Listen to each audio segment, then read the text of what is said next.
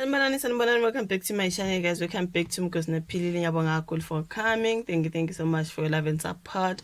Ungakhohlwa ukuthi subscribe mangabe lokhu ungaka-subscribe till namhlanje. Hayi. Subscribe, please subscribe, like the video, share the video as well. And yeah, man, you guys. So kule video ngithanda ngikhulume nge-interview kaSneh Mseleku. uSneh Mseleku kuthiwa ubekhona kwenye ama-podcast you guys ezoshare ngempilo yakhe into ekanjalo guys. Ngiyabona abantu abaningi besenza ama-videos about uSneh Mseleku ekhuluma ngobudlelwane bakhe noMacele, ekhuluma njalo ubudlelwane bakhe nabantu abafana noMakhumalo noMangwabe, into ekanjalo guys. Ngathi angibukanga the whole podcast but podcast interview but bengibuka nje ama-clips ngiye ngabona la khulume khona ngendlela uma wakashona ngesikhathi uma wakashona ngakhona ngikhuliswa kwakhe uMacele, and also la khulume khona ngabantu abafana noMangwabe nje noMakhumalo ukuthi abantu angekho eduze nabo kakhulu, into ekanjalo guys. So sengibona lana kaSunday World bakhulume ngestory sakaSneh Mseleku ukuthi ungathi ubaba uMusa Mseleku uye wa-reactor kuyo lo wathi ayibo bengayilindele ke leyo, so something like that. I think uye wakhuluma nge-relationship yakhe nobaba wakhe, izinto ezikanjalo. Siyazi ukuthi uSneh you guys kukhona ukuthi akazwane nobaba, kukhona ukuthi akazwane nobaba wakhe ubaba uMusa Mseleku oyi-polygamist you guys. Laphana when it comes to Thando Nesithembu, impilo nesithembu, into ekanjalo you guys. Phela baneshow yabo bona bodwa abantwana bakababa uMusa Mseleku okuthiwa izingane zesithembu. I think you already know that. So uSneh ube kwenye ama-podcast laphana siyashare nje ngodaba lwempilo yakhe. Ngizofunda kodwa ngoba ngesilungu njengoba ke uSunday World esizele nestory sakaSneh Mseleku uSneh Mseleku you guys. But anyways, reality television star uSneh Mseleku is opened up on the podcast about nothing about her life and how her relationship with her father uMusa Mseleku has improved. Mangabe improvile ngoba kungcono ngoba wow i-relationship yabo inokuba hayi cha ngeke. So uSneh also spoke about her relationship with her siblings, children, as stepmothers. She also shared how her new boyfriend has made her realize her dreams. Mina into engiyithandazelayo ukuthi new boyfriend abe umuntu okhona ozohlala asethembe ukuthi lo new boyfriend umuntu esizomgcina weSneh hayi. But now, businessman and the country's famous polygamist uMusa Mseleku has taken to social media to react to the podcast. He stated that he was not expecting it. She has been under public scrutiny for her behavior and stance that she pulls the reality TV shows on both Thando Nesithembu nezingane zesithembu. Now, i-absence yakama wakhe laphana kuthiwa being the firstborn of her polygamist father, all she vocalizes to her siblings is that she wants respect. Mseleku's daughter revealed that her mother passed away when she was 12 years old and how the death of her mother has affected her and her life. And how her life has turned out. I can only imagine that. Shame, man. Akumnandi you guys ukhulunge nayo mawako bese ukhuliswa abanye mama, something like that. I can understand that really. She also pointed out that she and her father have a rocky relationship and she is the cause of that. She is the cause of that. Remember uSneh Mseleku you guys, ubaba uMusa Mseleku unokhala ukuthi uyahamba nje bengamazi ukuthi uyephi emadodeni uSneh futhi ahambe days mayefuna abuyajika abuye futhi angazibheki nengane zakhe kwakhe nje agijimisa abafana. Ingakho nje ngikhala ngokuthi let's hope le boyfriend akhuluma ngayo ngesizoyigcina lezo bakhona for isikhathi, right?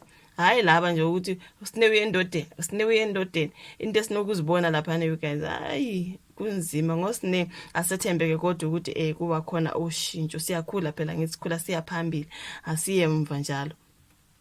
Now, uSneh has pointed out that she and her father have had a rocky relationship and she is the cause of that. I never used to respect my father, but now people will witness our relationship on the new season of our reality show. We are fine now, we bond and do everything together, and now I realize that all in all, he is right. He is mending the relations with her father. She is mending my relations with Baba you guys, which is something good. She further stated that she is trying by all means to respect Baba and stay at home and do everything that he says. Singakujabulela lokho weSneh. The boy ungamameli ngakhona.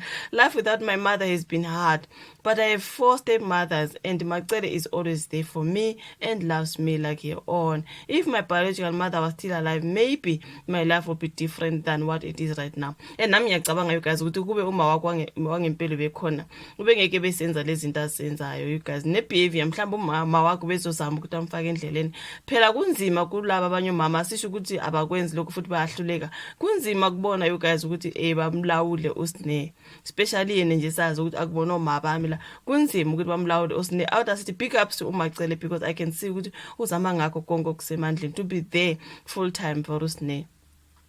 Now so uthi yena if uma wakho ngempilo bekhona maybe impilo yakhe bizobe different. She also she has been protecting me since I was young and before my mother passed away my biological mother said Macele is my mother that she is leaving me with. Oh really? She has raised my firstborn for me and she treats her like her own. Siyazi indodakazi kaSinemseleko you guys vele ikhuliswa umama uMacele. She revealed that although she is uneducated, her current boyfriend has encouraged her to realize her dreams and make something out of her life. The guy I'm dating now has shown me a lot of things that I should do with my life. He told me that I can get bookings to make appearances and get paid for it. Before I did not have a purpose, but after meeting this guy, has opened up my mind to the endless possibilities. I really pray why umndeni wakho nawe bengambonisa ukuthi angakwenza lokho you guys azazoboniswa uboyfriend kodwa Nkosi yami ke but ke you guys asithembe ukuthi boyfriend akazi ukumphelela inhliziyo usine ngoba usine ufuna umuntu onenhliziyo you guys usinemseleko ulwandle ile ntombazana efuna umuntu onenhliziyo ngoba if awunanhliziyo ngeke ukhona ubaba wakhe has been trying but njengoba esho they are mending their relationship I hope and pray ukuthi i-relationship yakhe nobaba wakhe izoba different and better ngoba useyakhula manje anginalaphana nobuntwana Nkosi yami bese seyingumntwana siyazi ukuthi lena indodakazi kababa uMsamseleko endala ngomdala ebantweni bakababa uMsamseleko umdala kubo bonke labo mpumelelo nabolwandle nabompilo usine the sister but now i-behavior for it I think ngokubuka ama shows la kababa uMsamseleko ngiye nga realize ukuthi i-behavior yakhe siyenza laba abancane kuye bangamhloniphi because I think they are judging her from i-behavior yakhe indlela yenza ngayo something like that kukhona ukuthi ngibona ukuthi bayamdelela kukhona nami ukuthi ngibona ukuthi ayinaye man uziphethe ngendlela ezenza ukuthi kube nzima futhi ukuthi bamhloniphe ama siblings wakhe something like that. She is the older one you guys of which I was expecting ukuthi kube nguye obonisayo like irrespect nempatho yakhe ibe ngcono uyabona masubheka bompilo nabo abongwe usubheka nosine uzothi usinengi yomncane because of the behavior but I wish and pray njengoba eshethi ke they are mending relationships especially with ubaba wakhe asethembe ukuthi lokho kuzokwenza angazi i-relationship impilo yakhe ibe ngcono i-relationship yakhe nobaba wakhe even nama siblings wakhe even nabo mama bakhe laba abanye abancane njengoba ube state lapha ukuthi I think ngimzwe nje khuma ukuthi hayi labo those two. You know those two was referring to uMakhumalo noMangwabe. She was actually referring to them as those two. Ebonisa nje ukuthi akana relationship nabo and engathi uzama ukuphawula nje ngendlela ukuthi ngathi nabo abanandaba naye something like that. Ubeka nje uma wakho uMacele phambili which is good ngoba vele uMacele uyena omkhulisa njengoma wakhe futhi ngathi unayo relationship noma yeni but when it comes to uMangwabe noMakhumalo ngathi hayi njengoba nje vele wathi those two you know something like that. So yeah man asethembe nje ukuthi usine Nkosi yami angakhula asethembe naye le boyfriend umuntu naye ovuthiwe ezozama ukuthi nayo imnjani imgoqe man ubaba wakhe uyazama ukumgoqa ngisho ukuthi abazami bayazama but njengoba engathi ubeka yona boyfriend phambili asethembe ukuthi nayo ingazama ukuthi imbonise more than this ukuthi ungenza lokhu sine and make money mawenza lokhu we can make money hayi nje lento lokho egijime etatazela hamba nabafana ke hamba 3 days hamba 2 days bangazi nasekhaya ukuthi ukuphi enze zonke lezo zinto umntwana oyintombazana lokho vele nje kuyihlazo kakhulu umntwana oyintombazana kahambi kanjalo ekhaya abazali bangakwazi ukuthi uyephi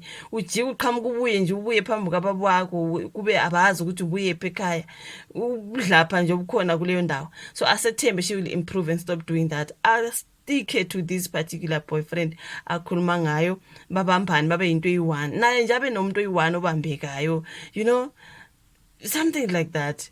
But anyways it is what it is you guys ubezama nje ukuxoxa lapha uSinemseleko ku-podcast ngempilo yakhe without a mother nokuthi uMacele uyawambutha uyawamkhulisa as a mom ukuthi i-relationship yakhe nobaba wakhe nje ibingekho right kodwa bayazama ukuthi bayilungise asethembe nakuma siblings wakhe angazama ukuba usisi kubo usisi omdala you know angabe manje siyenza ukuthi ama siblings wakhe nabagcina sebemtreat ngathi usisi omncane ebe nguyomdala kubona into ezikanjalo nje ngisifisayo ngoSine Nkosi yami ngokuthi nje ngoba before vele ubevele esakhula Nkosi yami sethembe ukukhula eyaphambili konke lokhu sizokubona masibuka ama shows azayo amanye ama seasons ukuya phambili leso see I difference sibone ukuthi hayi manje usine sekakhulile ke manje something like that you guys siyamthanda hayi ukuthi asimthandi ukuthi siyawabuka ama shows bese sibona bonke lobu budlapha bonke umuntu ekhala ngaye hayi usine yabo siyamtabukela shame you guys akukho kuhle okungabi noma but anyways it is what it is yeah like I video ku subscribe share then sizobuya sikhulume futhi kwenye video elandelayo bye.